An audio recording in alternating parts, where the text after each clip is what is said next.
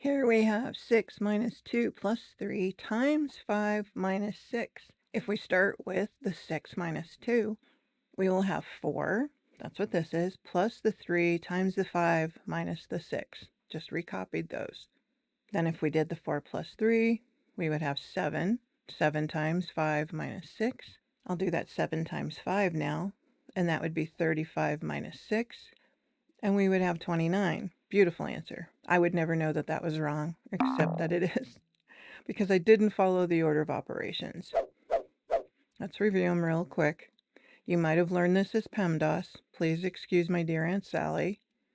P stands for parentheses, E is exponents, multiply and divide, but we don't do these in that order. We do them in the order that we see them from left to right. So you might do a division before a multiplication, but you have to do all of those before you can do your adding and subtracting. Again, these come in order from left to right. Let's redo the problem, this time following the order of operations. Bring that problem back in. Now we're going to start with multiplication. So we have to start with the 3 times 5. That's 15. So now I have 6 minus 2 plus 15 minus 6. Now I'm going to do the 6 minus 2 because I have all adding and subtracting now. So I just do them in order from left to right. And that would be 4 plus 15 minus 6. The 4 plus 15 is 19. 19 minus 6 is 13.